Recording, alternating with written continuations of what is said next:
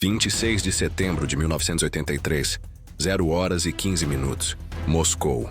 Um alarme rasgou o silêncio de um bunker secreto a 60 quilômetros ao sul da capital soviética. Um painel na parede piscou vermelho com duas palavras que nenhum ser humano deveria ver piscando numa tela. Gold. O sistema de alerta precoce nuclear da União Soviética havia detectado um míssil balístico intercontinental americano em rota de colisão com o território soviético. Poucos segundos depois, 4 mísseis a mais, 5 no total, vindos dos Estados Unidos, apontados para a União Soviética. O protocolo era claro. Imediato. Notificar os superiores. Eles notificariam o Estado-Maior. O Estado-Maior então notificaria a liderança soviética. E a liderança soviética lançaria um contra-ataque nuclear antes que os mísseis americanos destruíssem a capacidade de resposta soviética.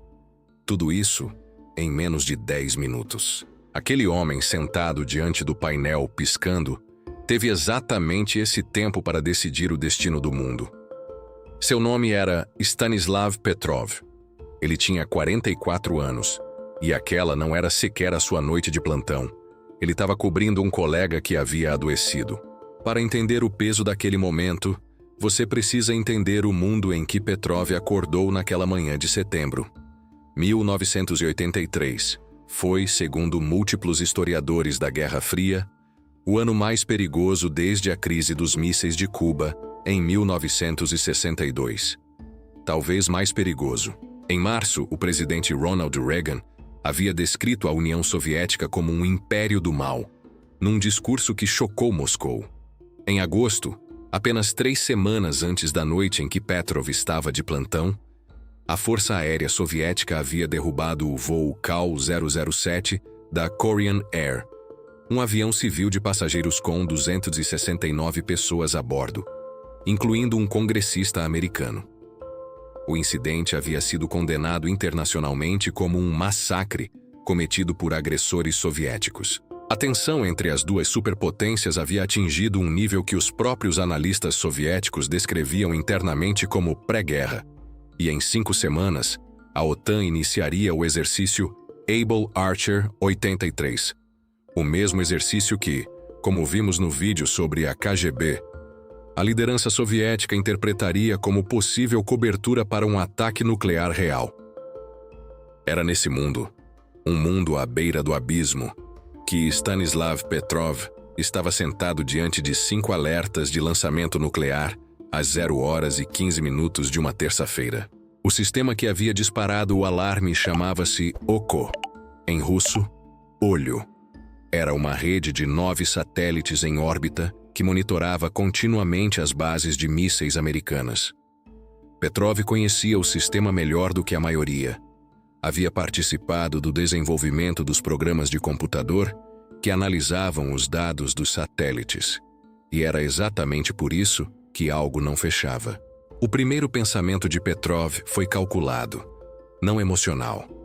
Se os Estados Unidos decidissem atacar a União Soviética com mísseis nucleares, não lançariam 5. Lançariam centenas, talvez milhares.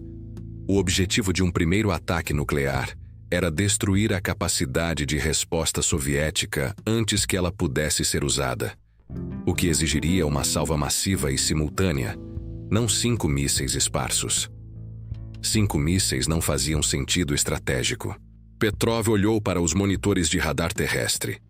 O radar procura mísseis que se elevam acima do horizonte. E não mostrava nada. Nenhuma confirmação independente. O sistema OKO era novo. E já havia sido questionado internamente antes. Mas havia também um fator técnico que Petrov conhecia. Os satélites eram vulneráveis a condições atmosféricas específicas.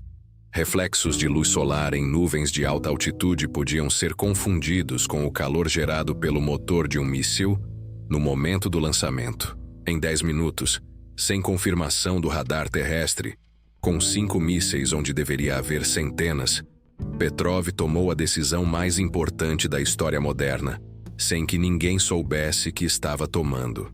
Pegou o telefone, ligou para o superior imediato e disse: falso alarme. Não havia como ter certeza. Petrov admitiu isso décadas depois em entrevistas. A decisão foi parte análise técnica, parte intuição, parte, como ele mesmo descreveu, um palpite educado.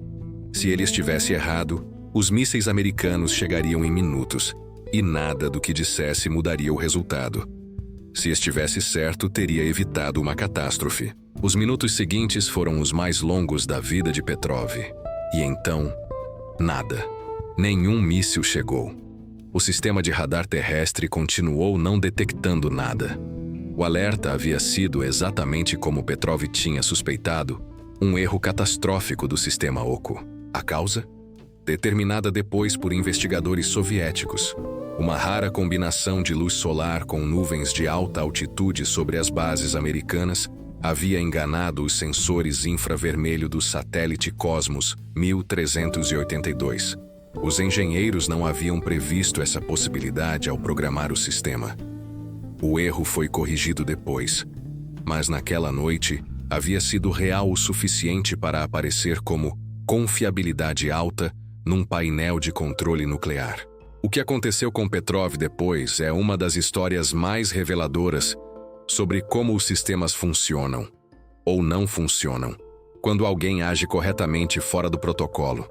Ele não foi condecorado, não foi promovido, não recebeu nenhum reconhecimento oficial pelos meses seguintes. Foi interrogado exaustivamente pelos superiores. Depois foi discretamente repreendido, não pela decisão em si, mas por não ter preenchido corretamente os registros do incidente durante aquela noite caótica. Um erro burocrático, num momento em que estava tentando evitar uma guerra nuclear. Petrov se aposentou em 1984. Viveu em relativa pobreza nos arredores de Moscou. Cuidou da esposa Raiza, que morreu de câncer em 1997. Passou anos praticamente em silêncio sobre o que havia acontecido, proibido de falar durante o período soviético, e depois simplesmente esquecido. A história só veio a público em 1998, quando um ex-general soviético mencionou o incidente num livro de memórias. A reação internacional foi imediata. Jornais, documentários, prêmios.